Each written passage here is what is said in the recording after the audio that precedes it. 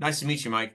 It's good to meet you, Brandon. I'm a big fan, man. Let me get started. I'll just jump right in if that's cool with you. Let's do it. All right. So let's talk about how you landed the job composing season 2 of Andor. I mean, Star Wars. That's a big deal. It it was a big deal. It was a big deal that dropped in my lap because of the music editor, John Finkley, and I've known him. He's the music editor on season 1 and 2, and he works with Nicholas Britell a lot. And Okay. I get this cryptic text from him, um, and at one point it says, "What are you doing for the next 9 months? I can't tell you anything. Bye."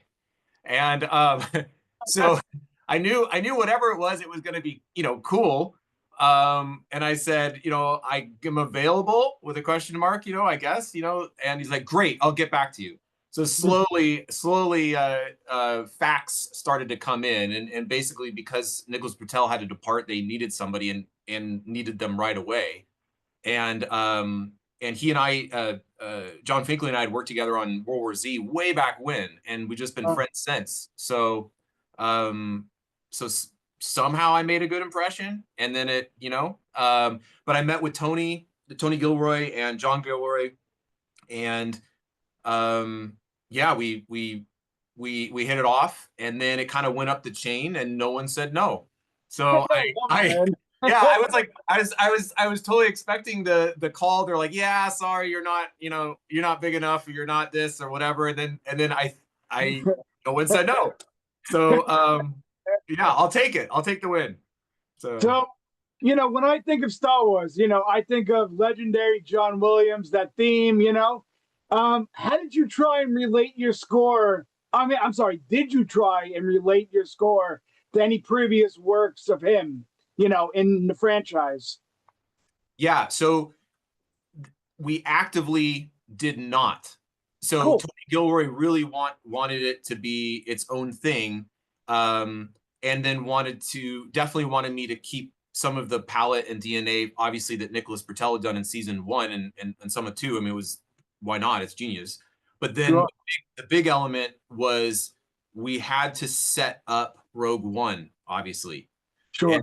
and so the palette for Rogue One is very orchestral because it needs to segue into A New Hope.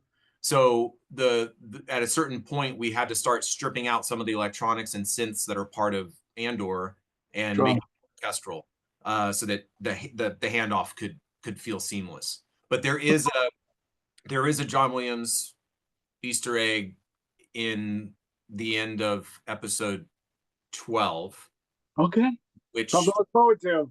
yeah, something to look forward to. Yeah. Awesome. So,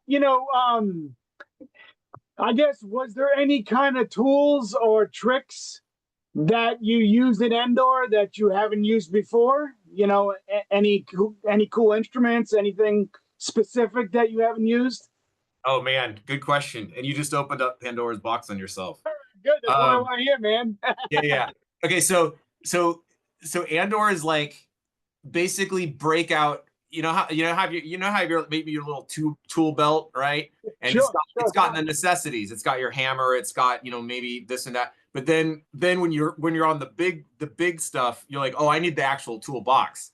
So that's what that's what this became, because you don't just have like the score, right, which it has its own vibe and its own necessities in terms of instruments, but then you also have all the diegetic like source music that's part of the world building. So you have like stuff on the radio, you have stuff playing in the background, stuff in the Gorman plaza. So every single thing got pulled out of that toolbox. So we tried dulcimer and cymbalum for Gorman, which is like this cool mallet instrument that's played with these little wood mallets. We use Awesome. hubcaps and junk for Yavin, because we figured like it's a construction site, right? They're building the Sure. rebel base, right? So what are they going to have? They're not going to have like nice instruments. So basically it becomes like the version of Stomp, right? They're like Sure. playing around on whatever they have, and just kind of, it's like a drum circle but with construction materials. um and then for like for example, then you have the swanky parties, right? And those kind of have like house music, but then it's supposed to have elements that are slightly twisted, so it sounds a little bit more like it could be in the Star Wars galaxy. That's Um, cool.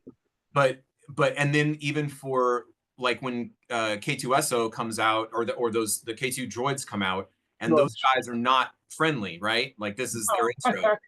So they're not, yeah. So when you first get introduced to them, it's like full on horror. And then we took literally giant chains and smashed them on like huge like barrels to create Oh, like massive industrial sounds. You had like three percussionists all like smashing these chains. It was really cool, but every single thing we could think of had to be used because it's so vast, right? The whole thing is so vast.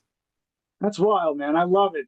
So, when you did do the score for season two, I guess what was your process? Were you able to view the episodes previously? Did you kind of have to go in blind? What was your in for that? Yeah, I so normally in TV you don't get the benefit of seeing everything up front, Sure. and that can really because the schedules don't allow it. It's like they're editing the next few episodes while you're composing the earlier ones, composing the music for them. And so in this case, because of I think because of VFX, the amount of VFX, they have to have the edits somewhat close. So I had the benefit of seeing the whole all 12 shows, but Wow. I also I also saw them all the night before I met Tony Gilroy for the first time. And I think Wow. he could see on my face just like white fear because as wonderful as it is to get a glimpse of the entire season, it's also you're like, what am I? Oh my gosh, where do I even get started? And I think he saw that and he's like, hey man, it's gonna be okay. I'm like, okay, okay. So he kind of there was a little bit of hand holding for that first meeting, and he's like, I listened to your stuff. You're the guy for the right guy for the job. You're gonna kill it.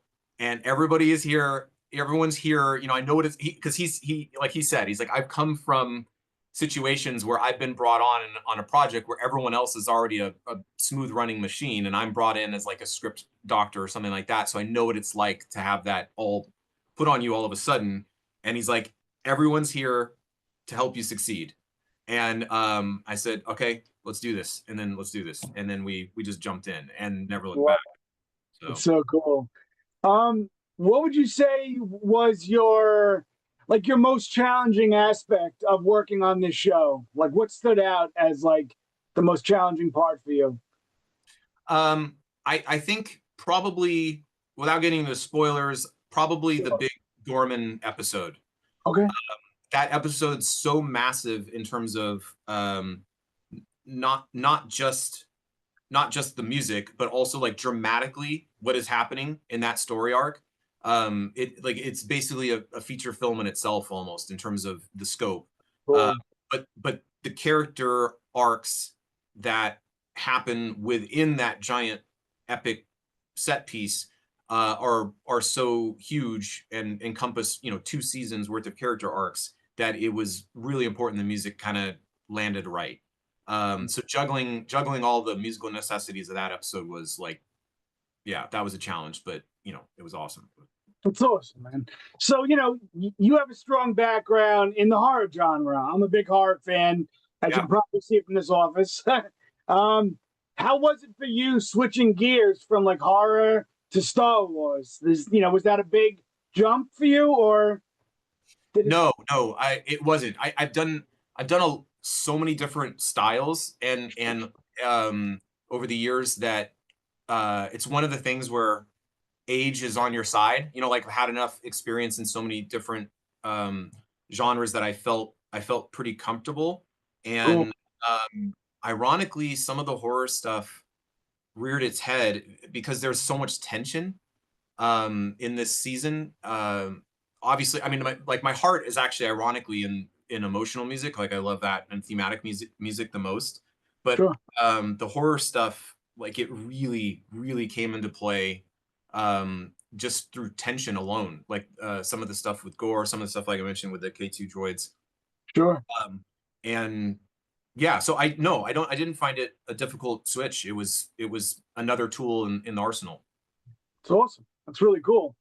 So, going from Andor to A Clown in the Cornfield, which I had the privilege of seeing already and loved it. So, how was it kind of bringing to life Friendo and working on this film? Yeah. So okay. So talk about a Different world divergence of here. yeah, yeah. No, it was awesome, and I got to score it with like I co-scored it with my best friend Marcus Trump, and he and I like go back to film scoring school together. So this was like it was like a party, right? And it takes itself